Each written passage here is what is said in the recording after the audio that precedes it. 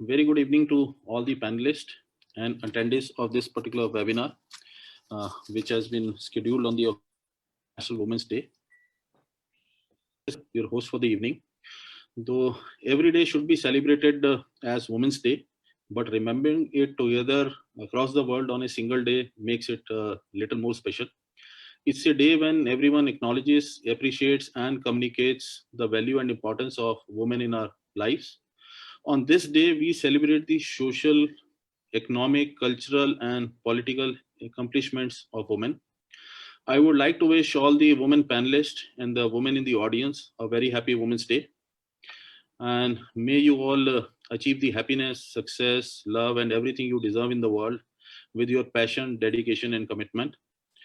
And all the best to all of you. And I would like to take this opportunity to compliment the entire team of Anon Global Foundation, which has organized this particular webinar, especially its founder and president, Ms. Aarti, and both its vice presidents, Ms. Deepa Chaudhary and Ms. Prachi Viswas, for planning and organizing this particular webinar and for choosing to challenge the gender discrimination. It's also worthwhile to mention that Anon and their team has been instrumental in creating awareness across various social issues like this in the schools and colleges, and have conducted training programs, internships, and seminars across schools and colleges, maybe more than training close to around 100,000 students in last 18 months itself. And let me take this opportunity to introduce the panel now, which has been very selectively picked up by the organizer with very diverse backgrounds and great accomplishments in their respective domain. I'd start with Ms. Aparna Sahai. She is a retired civil servant and an activist campaigning the cause of gender equality, good governance, and sustainable development. She is the secretary of Sandhan, a Society for Education of Education and Development, a technical resource institution with pan-India presence. Next, we have with us retired Brigadier M.K. Idnani. He is a decorated war veteran who was part of 11 Guards who had captured Chicken's Neck area of Pakistan in 1971 war. Selected as regional commander, United Nations Peacekeeping Mission, he had troops from Brazil, Zimbabwe, and Zambia under command, and United Nations military observer for 36 countries. He took premature retirement in 2004 for a second career in aviation for 16 years as CEO of SRC Aviation. And at present, he is the president of International Aviation Operators Association of 38 companies. We welcome you here on the forum, sir. Thank you. Then we have Dr. Preeti Singh. She is an MA Gold Medalist, Assistant Professor, Department of History in Delhi University. Also worked at Shri Ram College of Commerce. ICPR granted Dr. Preeti a research project on the topic Sufism, historical perspectives and elements of communal harmony in an age of conflict. She is the author of a book, Transitions in Indian Economic Historiography. She had presented papers at various international seminars and has published 9 papers. She has given up a civil services job, which is Indian Railways Account Service in 1989 to pursue teaching. And she is now with the Delhi University. Welcome you, ma'am. Then we have Mr. Ravinder Singh with us. He is an engineering graduate with 25 plus years of experience working with an American MNC and startups. He is presently working as a country director of an American telecom MNC in India. He is an activist supporting various causes related to child and women development and has been a motivational speaker on various mental health and social issues. Welcome, Ravinder. We have also with us Ms. Shubha Sharma. She is Commissioner cum Secretary Handlooms in Textile and Handicrafts Department of Government of Orissa. Shubha is an alumnus of Lady Shri Ram College and Jawaharlal Nehru University and a member of Indian Administrative Service. Her debut book, Fly on the Wall, was launched in 2013. Shubha works have been published in different anthologies, magazines, and periodicals. The Avastis of Amnagari is her second book and first foray into novel writing. Welcome, ma'am. Then we have Mr. Atul Jayakrishnan from LAP, Kerala. He did his post-graduation in literature from Central Institute of English and Foreign Languages, Hyderabad. He had been doing PhD in 19th century European literature, focusing on the representation of women. He had been working as assistant professor in Mount Carmel from August 2020 onwards. Welcome, Atul. We have with us Ms. Charu Makar. She is member Juvenile Justice Board East, Delhi.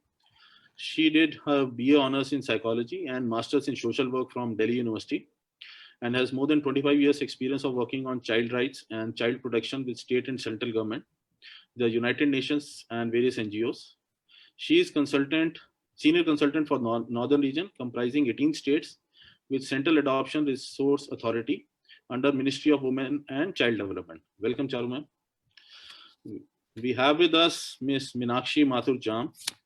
She is an HR professional with 20 years of experience across various well-established organizations and the startup industry. An avid traveler and reader who likes to work for and with people, like any HR professional. And she is very passionate for women and child social issues and work to contribute for them along her professional career. So welcome to all of you. And as we are aware, this year themes of International Women's Day is Choose to Challenge, calling on us all to think critically about our own thoughts and actions and how we can better promote gender equality. A challenge world is an alert world, so it's always to have challenges around us. All of us raise our hand high to show we are in and that we commit to choose to challenge and call out inequality. So I'll request everyone in the audience as well as the panel to raise their hand and take a photo of this particular thing and put on the social media hashtag choose to challenge to show your commitment to choose to challenge inequality today. Call out the gender bias, question stereotypes, and help forge an inclusive world. Now, coming on to the agenda, for ages, men have had more privileges in every sphere of life. The world is now moving towards achieving gender balance. The change is something that is needed and is essential. Let's first try to set the perspective and try to see what's the level of bias that we all refer to in terms of the gender inequality. Now, if we go by some statistics, as per one of the reports published by United Nations in January this year, the sex ratio of the total population in India is 108.18 males to every 100 females year 2020. That's for last year. In absolute terms, it comes to 717 million males and 662 million females in India. So this amounts to a difference of close to around 50 million plus is the disbalance. And the percentage is 48.04% of females and 51.96% of male population. And in India, this is the highest number of exceed male population by 54.2 million. Nowhere in the world we have this kind of an imbalance. Though we are the second largest, so in terms of absolute as well as in terms of the percentage, India has the maximum imbalance in terms of the male to female ratio. I hope we all understand the reasons for this gap and the scale of the bias against women even before they are born. So that is where it starts. Now, if we see in terms of the ranking of India, we are at 189th position out of 201 countries. So we are at lowest slab itself in spite of whatever we aim to become. The problem seems even more grave when we go to the next level of detailing of this particular statistics and notice that the worst ratio is in the group of 20 to 24 years with 112.5 males against 100 females. And this is the age when people look for the marriage. So for every 100 females, there will be at least 12 males who would have to struggle to get even married at this point in time.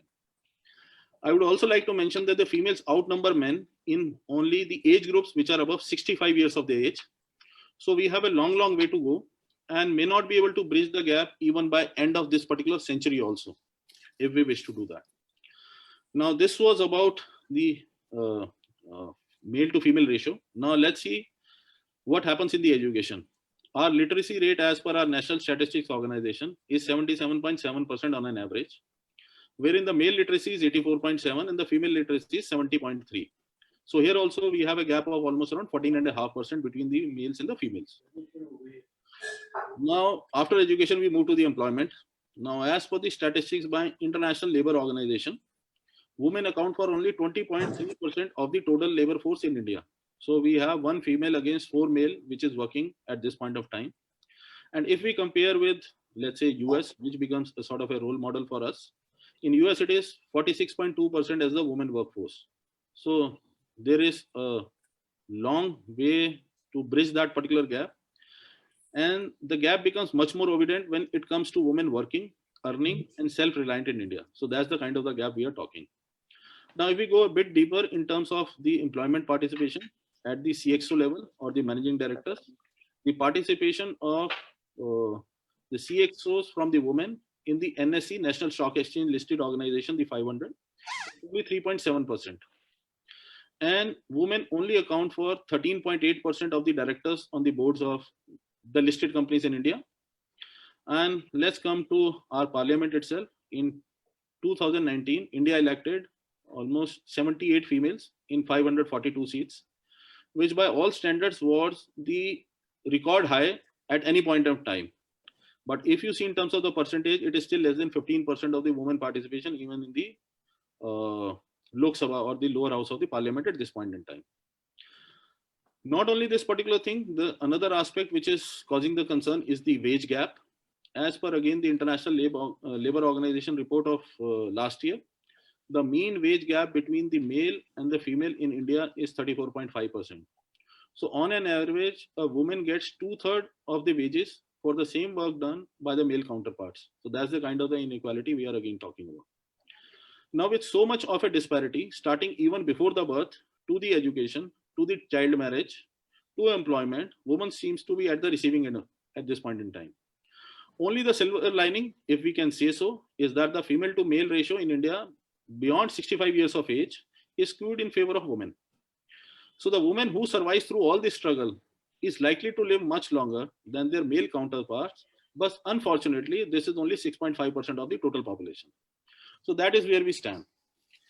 Now, I would like to start with Aparna ma'am, that we have seen this particular gender discrimination all across, but as I understand, it starts from the family, from our own house itself, and the kind of the culture we are exposed to. Now, have you observed any change in the attitude and thought process of the families in last few decades? Let's say since independence, you had been traveled across the country and you have been in the administrative services itself. So what has been your experience in past few decades, whether things are improving or it's still going down the drain, and what is the way ahead that we see?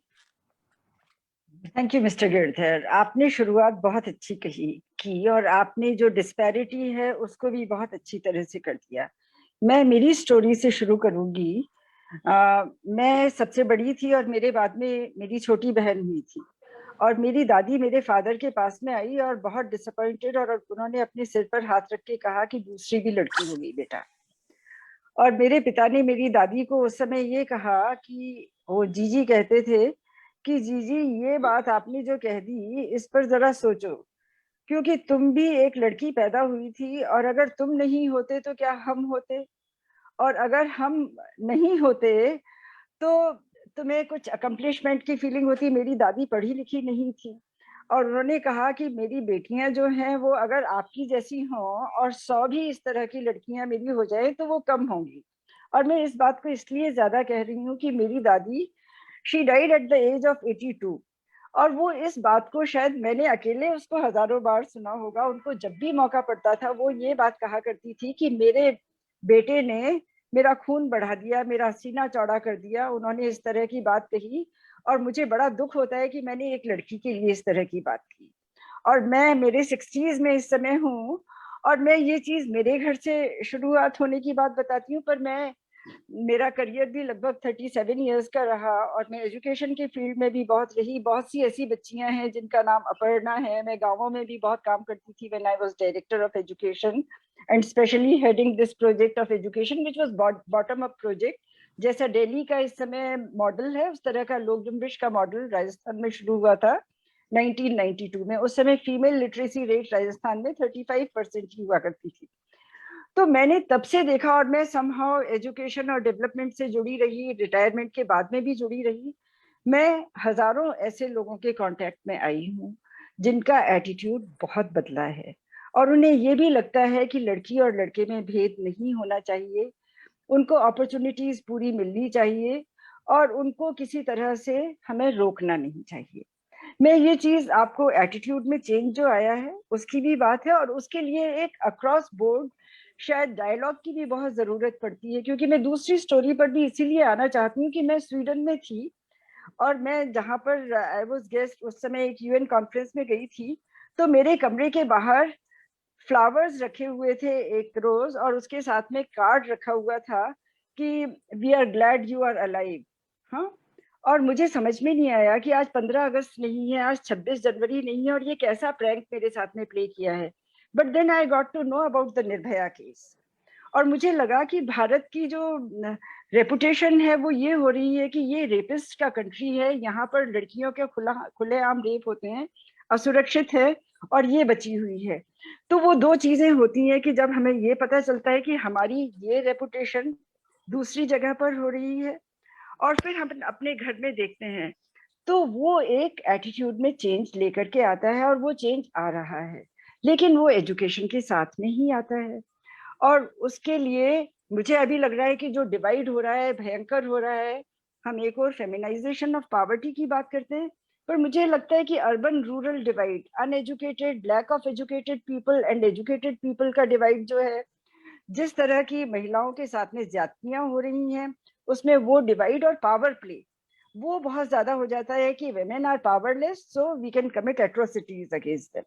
Similarly ये कि uneducated कोई व्यक्ति कस्बे से, गांव से आता है, और वो लिबरेटेड लड़कियों को और काम करने वाली लड़कियों को देखता है, तो उसके मन में आता है कि ये क्या है, और उसके बाद में इस तरह के प्लेटफॉर्म्स हैं मीडिया पर, तो वो वैसी बातें हो जाती हैं। तो मुझे लगता है कि आज की ये जो डिस्कशन है उसमें बहुत सारे टेक अवेज हैं इसको लेकर के। इसमें कोई शक नहीं कि रोजगार को लेकर के, लेबर फोर्स में पार्टिसिपेशन को लेकर के बहुत बड़ा गैप है। लेकिन आपको मैं ये भी कहना चाहती हूँ कि मेरे घर की तो जो महिला है वो बहुत बड़ी मैनेजर है, वो टीचर भी है, वो डॉक्टर भी है, वो इकोनॉमिस्ट भी है, वो घर का खर्चा चलाती है, वो शेफ भी है, आपके सामने टेबल पर खाने थाली में परोस करके खाना देती है, वो इंटीरियर डिजाइनर भी है, वार्डन भी है, वो जुगाड़ भी करती है, वो इंटर सेक्टोरल कोलेबोरेशन भी करवाती है, रिस्क मैनेजमेंट भी करती है। तो हम सिर्फ वो 20% लेबर पार्टिसिपेशन की हम बात करें, हमारी पॉलिसीज में गैप है, मैं ये मानती हूँ। तो फैमिलीज के एटीट्यूड तो बदलें, लेकिन पॉलिसी मेकर्स के भी एटीट्यूड बदलें। पॉलिसी में अभी 80% महिलाएं एग्रीकल्चर में लगी हुई हैं, इतनी महिलाएं घर में काम करती हैं, तो क्या हम जिस तरह से किसान सम्मान सन्निधि योजना है, क्या हम महिलाओं को 5,000 रुपए हर महीने नहीं दे सकते, क्योंकि वो घर का इतना ड्रजरी करती हैं। हर चीज की वैल्यू होती है, उसकी इकोनॉमिक वैल्यू है, तो उसको हम गिने। इतने सारे लोग हैं, मैं रीको में इंडस्ट्रियल डेवलपमेंट और इन्वेस्टमेंट कॉर्पोरेशन में रही हूँ, and I came across, I mean Wipro और अजीम प्रेमजी फाउंडेशन तो हैं, लेकिन एनसीआर रीजन में नीमराना में the whole Japanese zone has come up, and there were about 100 such industries who said ki in the interest of our company, we want to put women in leadership positions because they have all these qualities which I enumerated. So across board that attitudinal change is coming, but mind you, the gap is still very high, and that gap has to be filled up, and for that all of us have a responsibility. It's a great challenge that we begin from the home, that power play in the family, men and women, that bridges, and it goes further to the community, to the polity, to the economy, private sector, public sector, and that opportunities like health, nutrition, education, these are available to everyone without any fail. I should say that our constitution guarantees all rights to all people, you know, gender या sex के भेद को नहीं मानता, तो उसको भी हम फॉलो करें। और मैं ये भी कहना चाहती हूँ कि ये बहुत सारी बुराइयां ऐसी हैं जो 10th सेंचुरी के बाद में आई, तो let us be aware of that कि घूंघट कभी हमारा पार्ट नहीं रहा, that is not part of our culture. वो जिस समय इस्लामिक इन्वेडर्स आए उसके बाद में ही शुरू हुआ। पुरुष सुख जो वेदों में कहता है वो पुरुष और स्त्री में भेद नहीं करता, वो पावर का प्रतीक है, और उसमें स्त्रियां भी, देवी भी उसमें इतनी ही इम्पोर्टेंट है जिसमें शिव है। So having said that, I hope I haven't taken more of your time. It's quite enlightening, ma'am. And when you mentioned about the 20% women working, we never discount the women who are working at home. But when we say that 20% women is working, I was talking about the No, I understand that. the job, so that they become self-reliant. Because unfortunately, in India, we don't have a system of social Really? security. that the government takes care of that particular thing. Your Yes. point is very well taken, ma'am. Now moving on to the next thing, since it has to start at home and the family. Now, how we can actually change the thought process? I understand I'll come to the education in the next part, but what is the change that we can do within the family itself to make this particular impact felt? I think if there are daughters, they are daughters. If they are daughters and sons, they are equal, or maybe daughters are first among equals. So that is how the attitudinal change comes. So how And to then change the attitude, ma'am? How to it change that comes, mindset? it comes from the elders. Everyone is not as lucky as you. Then I think peer groups, the friends, other people, and policies, above all the law. Yes. Fair enough. Thanks. Thank you. I'll come to Shubha, ma'am. Shubha ji, feminism and gender sensitization is somewhere being misunderstood as gender bias towards women. However, the feminism is only about equality, as we all understand, having same rights and same opportunities. Now, how can we change this perspective and strike a balance and gain equality? How to make people aware about this particular thing? I think I will take on from where the previous speaker has said. A lot of change has come in, but a lot of change has to come in. We have traveled a long distance from where we were, but मंजिल अभी और आगे है. एक बहुत महत्वपूर्ण बात जो हम लोग देख रहे हैं कि हमने अपनी बेटियों को तो इंस्पायर कर दिया है, हमने उनको तो सपने देखना सिखा दिया है, हमने उनको उन सपनों को हासिल करना भी सिखा दिया है, लेकिन शायद कहीं ना कहीं हम अपने घरों में, अपने दफ्तरों में, अपनी दुनिया में अपने बेटों को सफिशिएंटली एजुकेट नहीं कर पा रहे. कुछ चेंजेस आ रहे हैं, स्पेशली आई हैव नोटिस्ड कि in working women's families where either the mother is working or the sister is working, the level of sensitivity is a little higher. So definitely women joining the labor force has had a very positive impact, not only the woman herself, but also in her family and in the mindsets within her family and her friend circle. But I think as a society, as families, as parents, we need to focus more on the sensitization of our men folk now. In the last 20-30 years, we have reasonably empowered our women. That is my personal view. Women now, most women, आप अगर आप केवल हम शहरों की बात नहीं कर रहे हैं, आप अगर गांव में भी देखें, महिलाएं आप सब कुछ करने के लिए आगे बढ़ के आ रही हैं. टेलरिंग हो, हैंडीक्राफ्ट है, जो भी आप, ट्रक ड्राइविंग है, ऑटो ड्राइविंग है, छोटे बड़े शहरों में, सब तरह के शहरों में लड़कियां स्कूल जा रही हैं, अच्छे रिजल्ट्स लेकर के आ रही हैं. हम लोग हर साल जब वो मई जून के महीने में रिजल्ट्स निकलते हैं अलग अलग स्टेट के बोर्ड्स के, तो ज्यादातर हम यही देखते हैं कि लड़कियों की पास होने के जो परसेंटेज है और जो लड़कों के पास होने की परसेंटेज है वो बहुत पास है. कभी कभी एक ज्यादा, कभी एक कम. टॉपर लड़कियां भी होती हैं. तो हमने बहुत अच्छा काम किया है पिछले कुछ दशकों में एजुकेशन सिस्टम के थ्रू अपनी लड़कियों को एम्पावर करने का. लेकिन अब हमको बहुत कॉन्शियसली, स्पेशली मान लीजिए जो ऑल बॉयज स्कूल्स हैं, ऑल बॉयज कॉलेजेस हैं, वहां पर हमको बहुत कॉन्शियसली मैसेजेस लेकर के जानी है.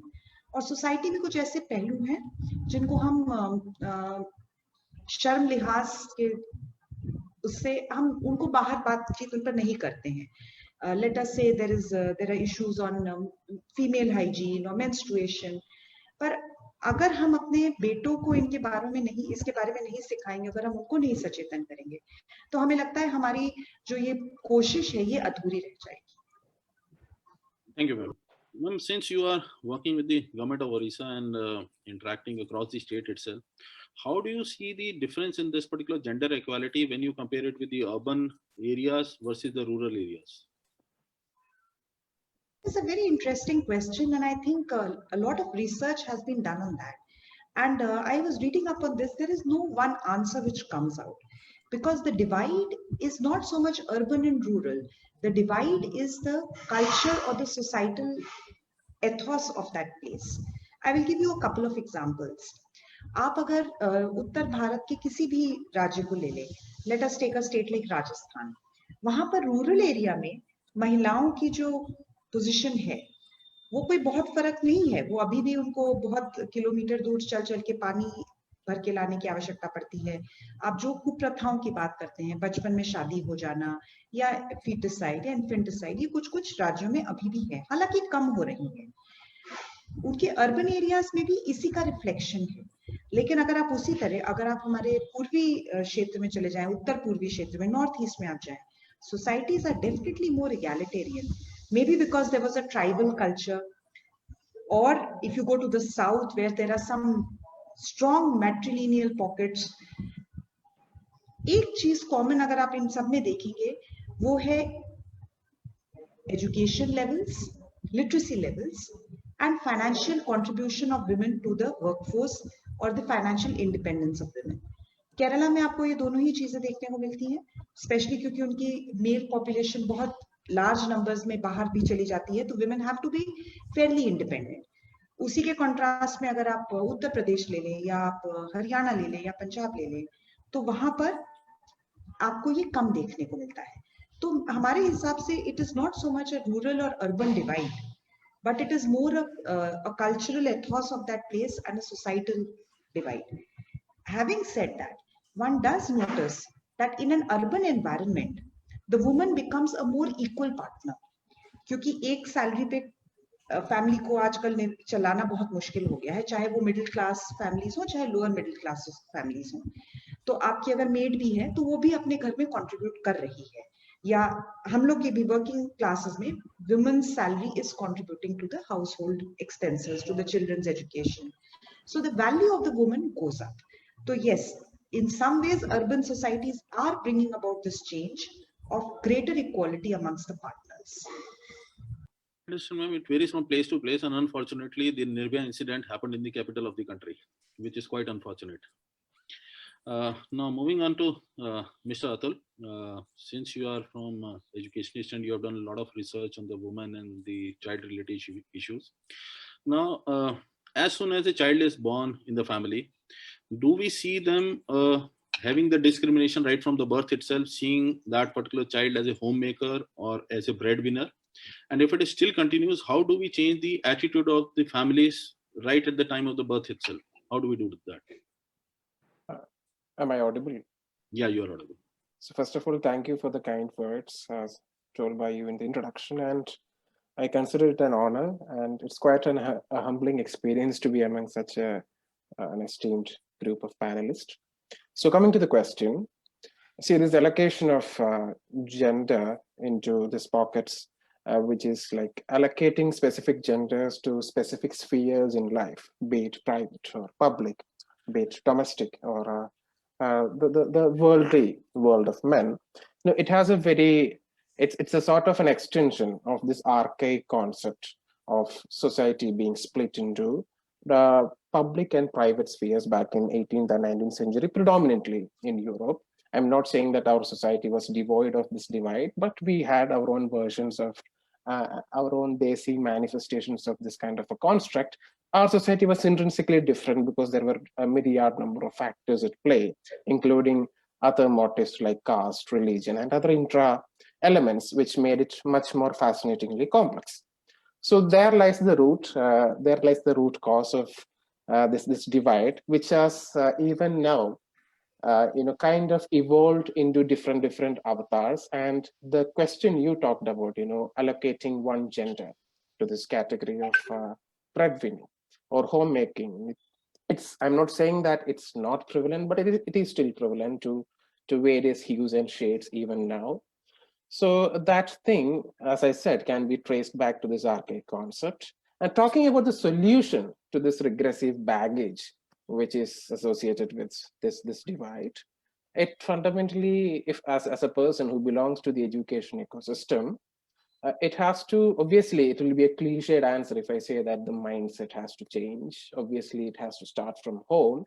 But from a practical point of view, the education system has to evolve, or radically, it has to undergo a radical altering, so that, we have to inculcate certain values and ethos. And the syllabus also has to be realigned in such a way that we are made, or the children of the upcoming generation are made aware of these issues. Awareness is the first step. And the second step is they have to see the historical precedents. They have to see the manifestation of this behemoth monster at work. It's very simple to sit back, relax in our armchairs and say that, inequality exists, this binaries exist. this kind of men are supposed to go out, women are supposed to go out, and women are supposed to stay back, rear children. But we have to make them aware of the regressive baggage of adhering to these kind of regressive concepts.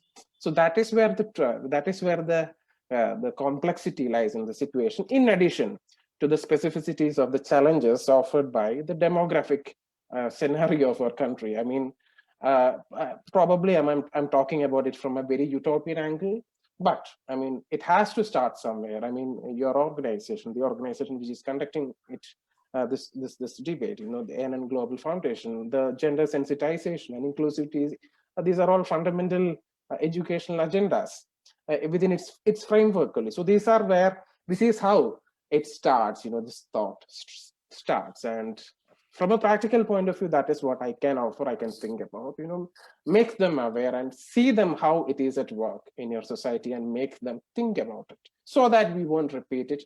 And so that if it repeats, they will be equipped to handle it and tackle it on their own instead of being, yeah, that's about it. So, Atul, since education is a state subject, do you think any of the state governments have still incorporated this particular thing into their ecosystem and started talking about this gender inequality?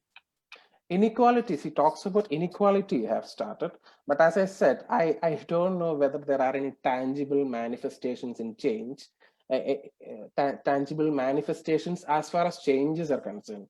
Because if you look around, if you look around any outlets of media, there is a very blatant normalization of misogyny, of objectification, all sorts of media outlets, be it the representation of women in traditional cinematic spaces. I'm not talking about it from a generalization. I'm not generalizing it. Obviously, there are exceptions. But then again, this is a culture, this is a country where films like Kabir Singh are celebrated and are seen by millions of impressionable teenagers, in which romance, a very toxic sense of ideal of romance is being sold and people are consuming it. So when you talk about equality, definitely talks are happening, but I'm unsure about the real tangible changes of these talks. That is why it has to change from a very deeper grassroots level. So that is my stance on that. Okay. Yeah. So I'll come to Dr. Preeti, since you are also an educationist, and in this particular age, which are the formative years of the new generation, what are the real cases that you have practically seen in the schools and the colleges that depict gender discrimination? And what can the schools do to influence these particular young minds so that such instances don't happen? Thank you so much for inviting me over. I have a large number of experience in, in college level education, higher education, but I have also headed schools. So I have a fair idea that at say DU or the other, colleges, institutions that I've taught, there is very little, evidence of very obvious gender discrimination. The boys and girls at that level are, usually treated as equal and they behave as though they enjoy equal space. But it is actually at the school level, which I feel that the distinct, subtle as well as distinct difference and discrimination is there. It is very much there, and it starts at the pre-primary level or the primary level. And this is what is very worrisome, because we see that at the very start, we have certain such instances, like you asking for some real experiences. So I would say that, there are times that the kind of games and toys that are given to the girls and boys, they are symbols of discrimination. Girls are, encouraged to play with dolls, prams, doll houses, kitchen sets, and they're, presented with makeup kits and, for little girls. And these are the kind of toys that are available in their pre-equipped kindergarten. And the boys, they are, more pushed towards, or they're encouraged, or even, not stopped from, or not directed away from aeroplanes or tractors or soldiers' badges or computers, whatever, little toys that are available. So this discrimination starts at the kindergarten level, which I have seen very, very clearly, since I have seen pre-primary education at very close quarters. Then even at the, when parents are involved, the kind of parents involvement, it shows that during fancy dress events, the kind of teachers and parents, they decide about the dresses that, how the child has to dress up. So the girls are more encouraged towards dressing up as, say, air hostesses or nurses or moms, or, you know, they're made to wear saris, and whereas the boys are told to dress up as cops and, you know, doctors. So the gender discrimination is very clear at this stage. And this is where children soak in the gendered environment like a sponge. This is how they start thinking and discriminating that, you know, okay, the boy starts believing that he's different from the girl, and so does the girl. So this kind of, you know, pink and blue dresses that are, you know, encouraged by parents, these are things which are at the very early level in schools. Then the kind of language that is used by the teachers, I feel that at school level, the earliest of education, you see that the approval and disapproval, or success and failure, it is, you know, the how is it spoken about? A girl is told, oh, you're such an angel, you're such a quiet little girl, such a pretty girl, you know. And for a boy, it is like, oh my God, such a brave little soldier you are.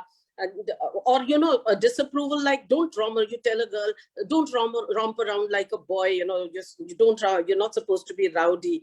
Or to a girl, to a boy, don't cry like a girl. This is the kind of language that needs to go, because this actually creates a very, very clear divide, you know, and unintentionally the kind of gender discrimination is reinforced. Then even the jobs and roles to a higher level, maybe slightly older students, the higher level of roles that are involved, you know, like assigned, like a sports captain is invariably is a boy, or an arts and culture president or a students in charge is expected to be a girl. So the expectation leads to a subtle message on the roles that these youngsters are going to follow. And they firmly align themselves to these roles in later life. And of course, later in jobs, girls gravitate towards teaching and nursing and, you know, being air hostesses, whereas men go towards more so-called masculine jobs like engineering, or maybe, you know, police. And so the chosen subjects also, they also are, you know, kind of a divide is there between the girls and boys at the school level. So this is a very worrisome trend, which I have seen that even the best and the most modern of times is taking place in schools. And even though they have a subject called the gender studies and things like that, it's not going away, because it is there in the psyche, and the teachers and as well as the parents together are contributing towards it to some extent. We understand the problem. Now, what are the practical ways to sensitize the children as a part of the contemporary school education, let's say? See, as Mr. Atul said, that see, the curriculum and the syllabus needs to include a little more with, you know, such books and such, you know, you can say audiovisual aids, etc., that need to be designed to challenge these gender stereotypes in all aspects of schooling, whether it be lessons or sports or extracurriculars. The syllabus needs to include that in a very, very practical way. It has to be put into practice also, not just limited to books. And I heard we were talking of the revised education policy this year. So has something been incorporated on these? Yeah, it has been incorporated. There have been some, you know, very specific, you know, attacks on the gender discrimination that has been present in the educational system. But I feel that what is lacking and what is really important is teachers' training. Teachers, they need to be sensitized more than anything else, because they are the ones who need that training to ensure that they do not unintentionally or intentionally convey anything that discriminates students on the basis of gender. So this is extremely important, of course. And then one more very important way in which things can be turned around is role reversal, you know, practices in school. The traditional roles assigned to girls and boys need to be interchanged. They also should be encouraged to mix up. I mean, no forming of, they should be encouraged not to just form girls groups and boys groups as is a tendency. So these are some things that come to my mind. Thank you, Dr. Preeti. Now I'll move to Ms. Charu, who has been handling this particular thing at the, I would say, from a legal framework itself, and handling such cases when it becomes a major issue. Now, Charuji, my question to you would be that fundamentally linked to the human development, the gender justice requires ending inequality and redressing existing disparities between women and men. Now we have seen governments both at the center and the states taking a lot of steps towards this particular cause itself. Are we able to enforce the policies that have been laid down for women equality, or it is still remains more on the paper? We have seen what has happened to the Nirbhaya case and how many years it has taken, and that was highly visible case that it has gone to the Spain, and Aparna ji has to get some flowers from someone. If such kind of a visible case can last for, I think, some 7 or 8 years, what will happen to rest of the cases which are happening pan India and not even visible in media? Firstly, thank you, Krishanji, for giving this opportunity to speak on this forum today among such distinguished other panelists. First of all, I'll actually start that today is a very important day, not just to celebrate, but also it's an opportunity to thank all those men and women who have over decades worked on issues, have provided opportunities and freedom for women to come out. People people like Raja Ram Mohan Roy, who way back in I think 1829 worked on the abolition of sati. So we really need to look at all such individuals who over the year have worked for empowering women.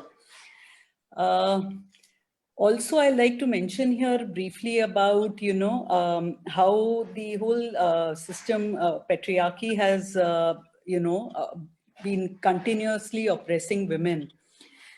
That is, we all know, but there is another side to it as to how this patriarchy has affected men of today, the young boys.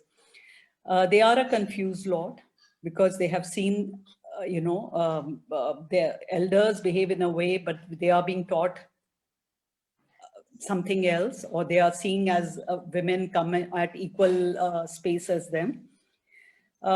They are confused about now what is today an ideal man, what are the pressures of the gender role, on the issues of consent. So all these are issues which again, coming to what you said about Nirbhaya case, it was all about,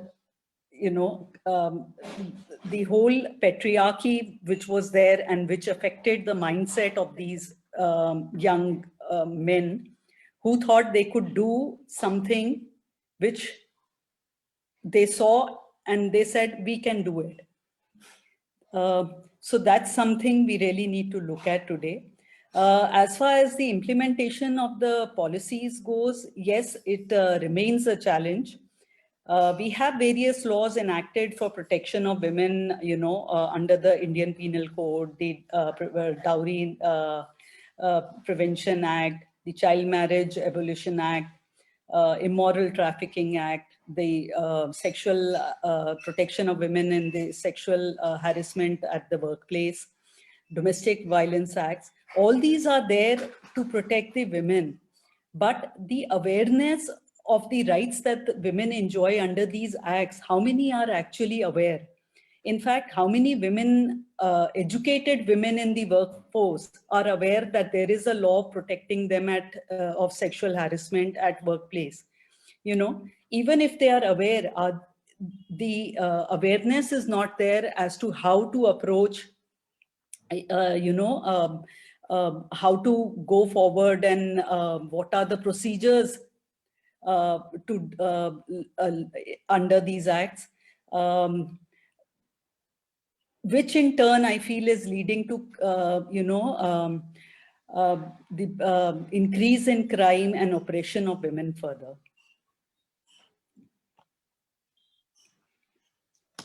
Kishanji, I think you're muted. Yeah. Thanks for your input. I'll come back to you with some more specifics. In between, let me just go to Brigadier Idnani, because defense forces is something which is generally seen as a man's domain, and army and maybe all the defense services is generally regarded as an institution steeped in masculine sensibilities and hierarchies. That is how we see that. And in fact, we saw the movie on the first Indian Air Force officer, and the government reacted to that. It was not true, whatever was shown in the movie. I would say even if 50% of that was correct, still it is too much to be faced by the women in the defense forces itself. Now, do you think it is just a flawed perception, or if there is any element of truth, how do you propose to go about making the space more inclusive for both the genders? Kishan, thank you very much for giving this. Hello. Yeah, we can hear you. Thank you very much for giving this opportunity on this auspicious occasion. And this topic, as far as I'm concerned, it is very close to my heart because I rever it. And in whatever form I get an opportunity right from the childhood, I've always made an attempt to make sure that the women are empowered, women are taken care of, they are respected, they are revered. And what best it could be that a breakthrough has come through on this particular day. Kishan, the very first statement which you made, the army is a male bastion, is very true. You are absolutely right. In fact, for over 5 decades post-independence, it has been a male bastion. It is true that all the rules and regulations which have been framed are oriented towards male participant armed forces. It is true that complete rules, regulations, and the ethos and culture of armed forces have been centered around male. However, once the army or the armed forces have opened the doors for women in 1992-93, it will be incorrect to state that army has not evolved itself towards women. It is untrue to make a statement that army is a male bastion today. Things have changed distinctly, and so much so that we have made an attempt to grant equal, if not more, status to women. As regard what you said about the movie about the Gunjan, discrimination which has been shown, I totally agree with you. It is very uncalled for, very stupid, but let me assure you, this is far from ground reality. What you yourself said, 50%, I would say it is not even 10% of what has been shown. In fact, I mean, I would like to use a term which should be seen in a correct perspective. That, you know, as far as Gunjan Saxena is concerned, and all people, all women who came into the armed forces during that period, they were initial inductees, and they were treated, I would say, more than women officers. They were treated as lady women officers. I hope you see the difference between women officers and lady women officers. Today, the women which are being inducted into the army or the armed forces, they are being termed as women officers. But in that period, they had the benefit of both women officers as well as lady officers. There's a distinct difference because we in armed forces, right from the time of childhood, whether we have joined Sainik School, Military School, National Defense Academy, Indian Military Academy, Air Force Academy, Naval Academy, we are taught what is the status of a woman. We are taught how to conduct ourselves. So to that an extent, we have always given women a higher degree of, in fact, we have held them in very high pedestal. And categories of this Gunjan Saxena were treated with, you can say, they had all the benefits. Yes, hats off to them that they coped up because they were the initial bunch and they faced a lot of difficulties. They faced a lot of challenges because what I said earlier, the armed forces were not geared up to take women. Imagine 5 decades, our whole generations have been what we call brought up in an environment which is male dominated, male part of organization. I mean, I would go, I mean, because of the presence of women, I can't say openly, but there is a distinct difference between total environment where there is, you know, people who are young male boys or grown-up men, and once you are exposed to the women.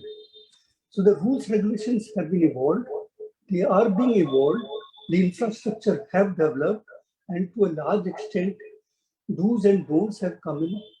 Various clauses have been inserted in various Army Act, Air Force Act, Navy Act, and whatnot, with a view to protect women. You'll be surprised to note that a male outside the uniform can get scot-free for doing any tampering with women, W. But in armed forces, W, you may do it, you may be even right. But if you are involved with W in any form, you are the culprit and you are penalized even if the laws are not covered. He may get scot-free in the civil court, but as far as the Armed Forces Act are concerned, he will be punished, and there is a liberal clause where any action against the women, any discrimination which is towards the women by any male officer or any male person is taken to task. In fact, I am not saying so. Even her own contemporary, you are talking about Gunjan Saxena, there is Captain Shikha Saxena. You see her articles. In fact, you see through the Gunjan Saxena autobiography she has written, Kargil Girl. You will see the difference between the movie and the book. Movie is focused by Karan Johar with the main aim being box office to earn revenue. So don't say that it is even 50%. Just take my word for granted. It is not even 10%. Fair enough. So it was just one odd incident which I was referring to, and it is good to know that Indian Defence Forces are changing internally, and I hope the perception of the public also changes sooner than later, and that impact is visible on the ground. Yeah. Yeah. So Brigadier Indani, I'll come back to you slightly later in terms of a couple of solutions. Right now, I'll go to Ravinder. Now, Ravinder, since you are working in American MNC and handling the Indian operations, and I'm sure you have counterparts across the world itself.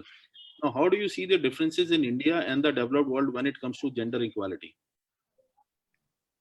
Well, Krishan, first of all, it's an honor today to spend this time today evening on a Women's Day, among the August panel, and this opportunity through this we can address so much audience through Anon Foundation.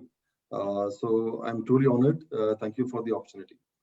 And on your question, clearly, let me give you a perspective about India quickly, which I believe from the urban point of view and the rural point of view, and then come to your question. See, we don't have a challenge in terms of, if you see, like the previous speaker has stated, that we have straight-jacketed the roles for the women in the society as a norm. For example, as a receptionist, you will mostly find a female.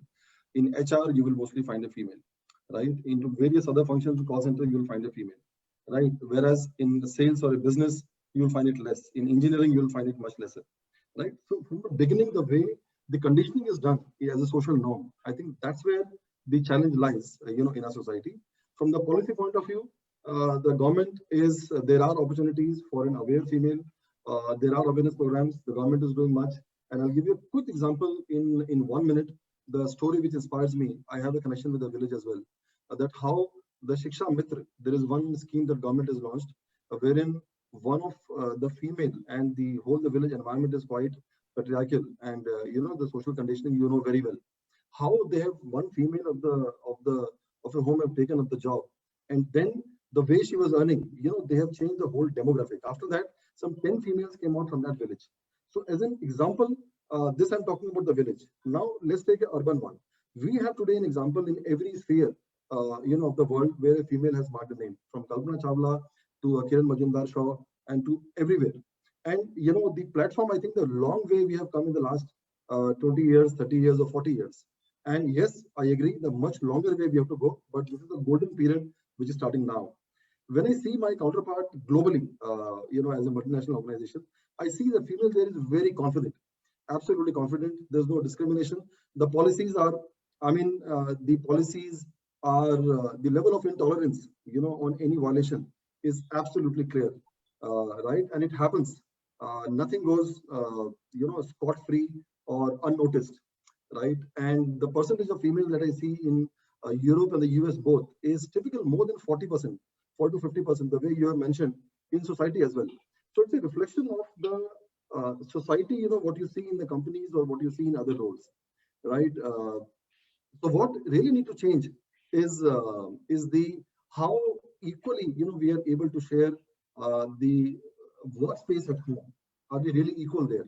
How, as a social norm, is the day, I think my one statement, if I have to make this, that's the day, we can say that, yes, it is equal, is a day when the fatherhood, an active fatherhood is equal to the working motherhood, right? Then that's the day I believe, that we have arrived, and the male and the females can make a meaningful choice about their career and the workplace. Otherwise, there's always a one person sacrifice. Is it easier said than done? If the opportunity was given to you to get into that particular scenario, do you think you'll be able to do that? No, well, as I said, the conditioning of our generation, the way it happened, it is not easy. It is extremely difficult. But the way I gave an example in a village where the conditioning was far more powerful, but because of the economic factor as well, the way the female had taken the bold step, and after that, 10 females also took the bold step. I think that change has happened now. And when I see my younger generation, I feel really confident. The way I think one of the speakers said in the DU that they are absolutely equal, right? As they go forward, see, once the female is determined, I see the environment changes. I see that environment respond to that and gives a platform.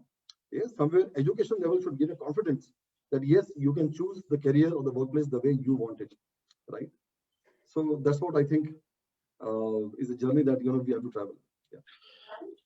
How do you see that this particular discrimination of the choices can actually be stopped? The government is trying to do their bit in terms of doing it through the policies itself, but eventually it has to happen to these particular employers at the workplaces itself. So how do you think that these particular discrimination of choices, which is currently happening, that can be stopped? As I said, I think this, I had an answer in the previous question as well, when I talking about the village part and the urban part, and how it is not a matter of choice by the government. The government has given the platform, and there are many schemes, even we see our government, which can, from entrepreneurship point of view, from the lowest level of the sanitization or LPG and the many schemes. But coming to the choice part of it, choice inherently gets driven from the conditioning and the social norm that are there. Like in our social norm, for example, the domestic responsibilities primarily comes to the female, right? And the earning responsibility comes to, I'm talking about the majority, right? Somewhere that transition has started happening, and I think the pace needs to go up. There are enough examples of female today, especially when I see the kids and the friends, especially in urban areas, are extremely confident. So they are the ability for them to make a choice is far more easier compared to in our generation, the way this has been, right? I know my wife, when we had a second kid, she took the VRS from Tata's, and then she decided that let me spend time, because I cannot do justice with both the kids and the job. So somewhere I think this was also some part of conditioning played in that, right? And also with the facilities that, yes, how the childcare can be taken, are there enough options by the companies that when the kid goes to, are the crèche options are available? At that time, it was not there. But many of the companies, not many of course, but much of the companies give that option, and their female are able to make a choice to balance, both the responsibilities. So somewhere it's a journey. Great. Thanks, Ravinder, for giving your perspective. Now I'll come to Meenakshi, who has been there at the leadership position, handling the HR function across various organizations. She has done that in past. Now, Meenakshi, my specific question to you will be that in case you open up a job for a leadership position, let's say at the CXO level, now what is the ratio of the men and women who apply for that particular thing? And do you see any discrimination in terms of the packages which is offered to men and women for the same role? So first of all, thank you again for making me a part of the panel. I would say in terms of application, maybe you see a similar ratio, maybe a 6:4. But if you go with the stats, which is there in the industry, you would see just only 53% of the actual Indian companies would have male CXOs. That talks about the conversions. And that's also to do with, I've been hearing, Ravinder just said that that's the kind of conditioning which is there. So when you are interviewing, there are certain roles which is preconceived that the ladies cannot do it. If you are, for example, hiring for a sales role, it is said, and you would still see positions where you've written male candidates preferred. They're not saying that female cannot apply, but they're saying male candidates preferred, which is as good as saying that females cannot apply. You would have questions like, will you be able to travel? Will your family allow you to travel? It's a high travel job. It's a high revenue generation job. Will you be able to manage the stress? You don't have these questions to a male candidate, that will your family allow you to travel? So that's the bias which is already there in the industry. Having said that, that's there, and the companies are doing a lot of things. So diversity is the new thing which a lot of big and small companies are actually focusing on. There are return from maternity programs wherein that gap of maternity or taking a gap for any reason is actually not taken care. They're retrained, and companies are taking them back again. But again, as I said, the stats which I said are not very old. They're just a year old. They talk the reality. And I think it's all to do together with the companies, that it's a long way. Since you were talking of maternity, I'd like to put in a question that that in India we have to give a 6 months off and with full compensation to the females itself. Don't you think the woman actually loses the edge in the career race, because this happens when they are in late 20s or maybe early 30s? And there are a couple of pregnancies, so it becomes 6 months twice, and then they are not able to extend the working hours post delivery and during the early days of the kids. Can we say that it's a nature bias towards women when it comes to the professional aspects? And can you suggest some solution to this? There's absolutely no nature's bias to it. I think it's a privilege that the women have it, and men are missing out of it to get a life in this. At the personal level, I'm talking of the professional level. I'm just saying from a men and a woman perspective, there's no nature's bias, definitely. But yes, bias do exist, and we all have to accept it. Even if you on the face value, we say it's not there. And I'm sure Mr. Ravinder would agree to it. It is there. So if it's a small group of people and it's a one-person role, then it's underlying thing that don't get me a recently married woman, because she may go into maternity and my project may suffer. I'm not saying everywhere, but then these biases do occur. But as I said, that whole mindset is changing now. With this work from home option, the ladies can support, and there is no problem working from office or working from home.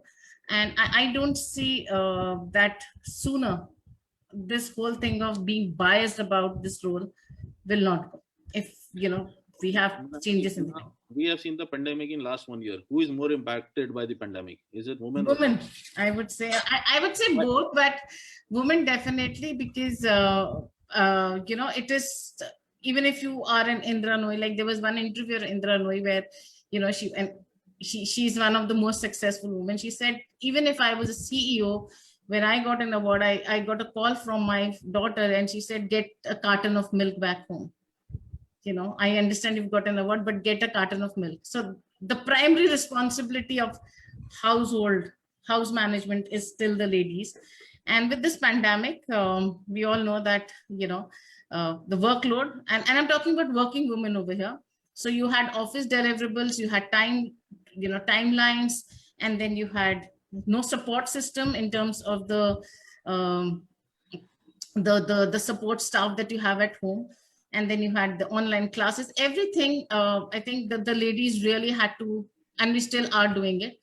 And even for the ladies who who are not working, I think the workload tremendously increased. The mood swings of the partners suddenly, because they were not able to deliver, were taken rather in the office at home. The domestic violence was at its peak the last year. If you've seen a lot of reports and seen a lot of clips, it was at its peak. And I'm not talking about the illiterate class over here. I'm talking about the people who are working in corporates. And there was this recent a very short film I saw, and there was this lady who was in the ad agency, and there was no domestic violence, but even when there's a bell on, there's a doorbell, she had to get up. If the son's computer did not work, she had to get up because the husband was busy, you know.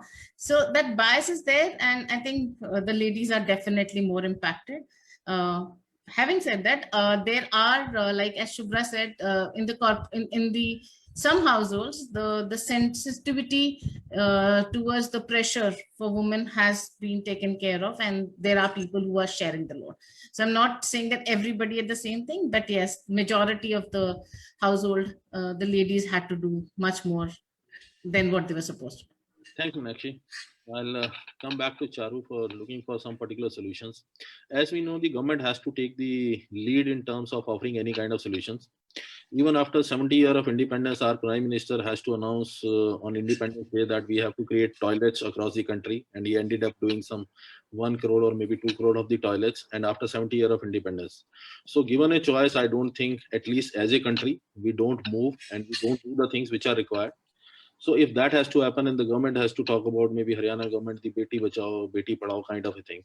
Now, what are the, I would say, two more changes in the policy, two top of the mind changes in the policy that you think, if you'd like to recommend to the government, which will have a major impact in terms of addressing this particular inequality? Okay.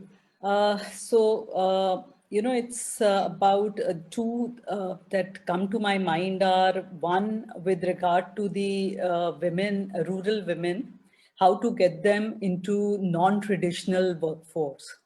You know, by non-traditional, I mean, normally women in the rural areas are engaged in agriculture work or dairy farming, but beyond that, we really need to look at, you know, what are the reasons like protection, lack of higher education for the girls, lack of support system. Somebody mentioned about not having adequate support systems. So if married women are to come into the workforce, what are the support systems coming in? We have some companies who are coming up, government coming up on these, but I think particularly with regard to the rural women who need to come into the workforce is an area which really needs to be looked into. Today, in fact, while driving to work, I heard on the radio that our Honorable Prime Minister has said that more women should come into enterprise, which I feel is a great idea. And, you know, it should be supported by making special provision for women in terms of maybe some tax benefits or soft loans, whatever. But it needs to be followed up where more women come into the workforce, particularly rural women. The second point I feel is with regard to the sensitization, you know, we need to have sensitization programs for boys, girls in the education institutions at various workplaces, basically aiming to create awareness on the rights which are available under the various laws. Just to give you an example, so children are covered under the Juvenile Justice Act. Many cases of child abuse are not reported due to reason of, you know, people feeling shame about, you know, we will be shamed if we report. It would bring disgrace to the family. What people are not really aware of is that there is a right to confidentiality, which is one of the fundamental rights given in the Act to children. So if you report a case, your identity will not be disclosed.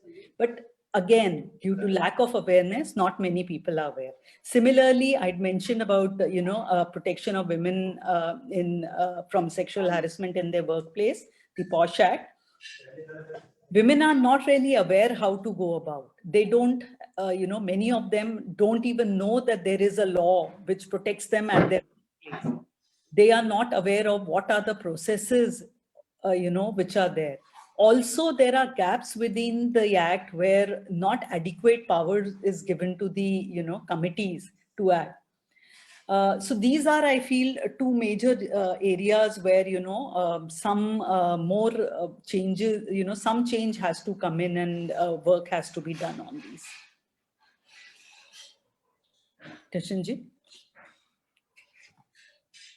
Thanks, Sharu. I hope the government listens to recommendations.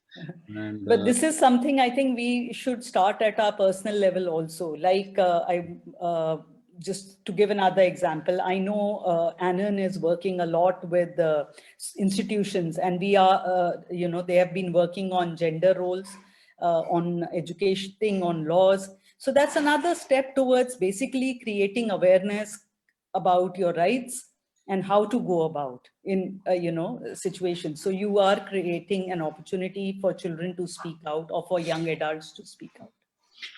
Thanks, Sharu. Now I'll come to Mr. Atul again. Now we have seen a huge impact of various kind of initiatives which are taken by the school in controlling pollution, in cleanliness, wherein not only the students have adopted that. We have seen in Delhi that there is a drive of no crackers, wherein students are taught in the school, and they go back and they push the thing in the family itself, so that no family actually burns the crackers. Now, can we try to do something similar to do this kind of thing to bring in equality, where we push certain things down to the students and they create the awareness to the families? That is an interesting way to go about things. But ultimately, I believe, especially during the formative years, we all look up to our parents. We all look up to our role models in our lives to inculcate, to learn values from. So as far as this equality is concerned, I don't think we can bring in that parallel with the crackers you're talking about. That is also something broadly similar. But I believe the awareness has to start from the household, and for that to happen, it has to disseminate from somewhere, and parental disseminating agencies have to undergo some sort of transformation for that to happen. I mean, we as teachers can inculcate these sort of values to the children. Perhaps they will influence the parents to a certain extent, but from a strictly practical point of view, it has to start, the rippling, it's sort of a rippling effect, right? So the core, as always, is the family, and it has to start from the parents, because from a psychoanalytic point of view, we all go through phases in our lives where we identify with parental figures. In the case of absentee father figures, we tend to identify with these cultural stereotypes of paternal figures out there. So that identification is part and parcel of our psychoanalytic process. So that is where the tricky portion lies: how to educate a generation of parents. So rather than educate a generation of parents, perhaps we can look forward to molding the next generation of the upcoming generation, the future upcoming generations. But all hope is not lost. Somewhere along the way, things will change. These kind of conversations, dialogues, discourses, and interventions will go a long way forward in creating a semblance of awareness among these circles. Fair enough. Thanks. Now, Meenakshi, coming to you, do you think in the working environment, men are intimidated by the strong women when they are made to report to them? You're on mute. I'll ask you a question back, Mr. Girdhar. You've been in the corporate world. Have you, in your span, have you ever reported to a strong woman leader? So to be very frank, last 20 years, I didn't get an opportunity to report to someone. But during my early career days, I reported to one of the females. And I would say she had a great experience, and more than experience, the expertise.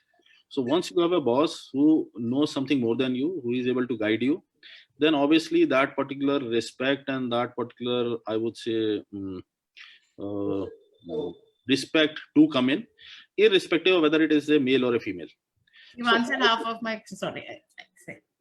So I have left the rest up to you. So you've answered half of it. So I would say leadership does not have a gender.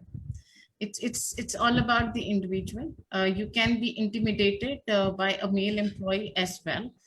Depend on how they manage their people and the team. And as you said, if the person stands as a leader, coaches you, manages you, and there's something that you learn from that particular person, you feel the level of respect and not intimidation, because intimidation can be taken negatively as well.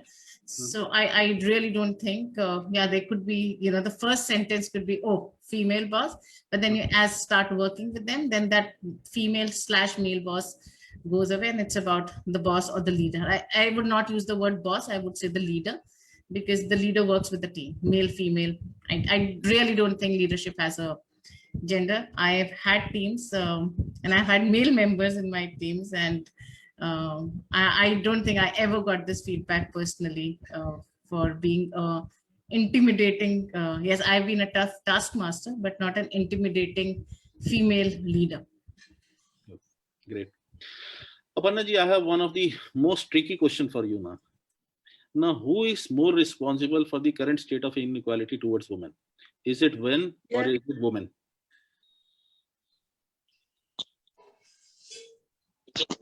We have seen a lot of serials where Ammajis of various serials are dictating towards the female feticide.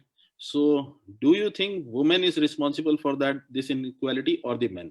Who has a larger role to play? जवाब दूंगी ही नहीं गिरधर साहब, क्योंकि Sorry ये to जो miss you. चीज है हमेशा हर ट्रेनिंग में मैं इस सवाल का जवाब नहीं दूंगी, क्योंकि ये मेल और फीमेल का नहीं है। मेरी हर ट्रेनिंग में ये बात होती थी कि औरत ही औरत की दुश्मन है, और I said rubbish. So I It's got the not answer. that. I got the No, answer. It's the power game. It's something else. So ये हमारी conditioning. Right. Shatul, you wanted to say something? Or we can.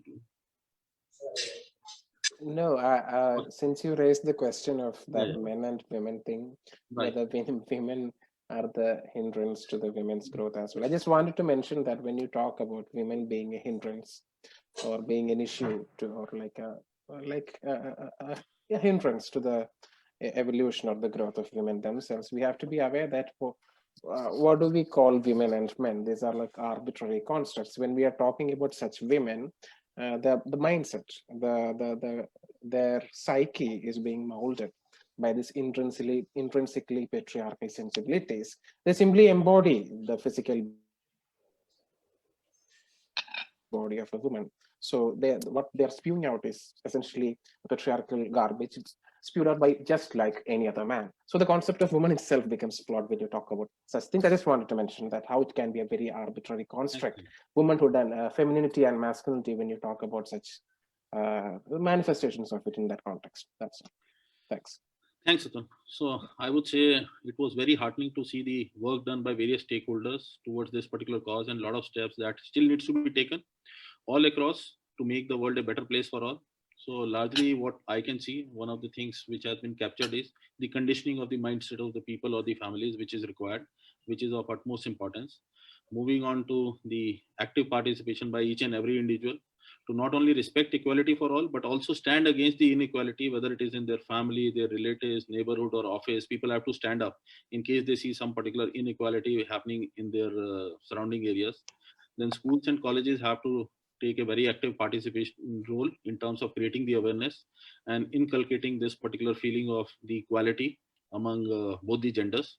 Then the employers have to take a lead in setting up the policies that encourage diversity across all functions, not some of the functions, though HR is largely seen as a woman-led role. But let me tell you, in India, it is only 34% of the women who are heading the HR. Against the more perception that HR is a female bastion, which is not the case. And the government has to keep on doing its bit, whether it is Beti Bachao or Ujjwala or Nirbhaya or these kind of doing some sort of a low registration fee for the property registration. So a lot of good things have happened, but I think there are many more which are required, as Charu has suggested. So I would like to thank all our panelists for sparing their valuable time and sharing their thoughts. And many thanks to Anon Global Foundation and Aarti to bring up this issue at the forefront time and again. At the end, I would like to just say the woman gives her entire world to the men throughout her life. And it's time to make the world a better place for her. And let's try to make each day Women's Day. That is how I'd like to conclude that. And many thanks to all of you. Well done. Many claps for that. Coming from you, it's a great thing. Thank you so much. It was a very nice discussion. Thoroughly enjoyed it.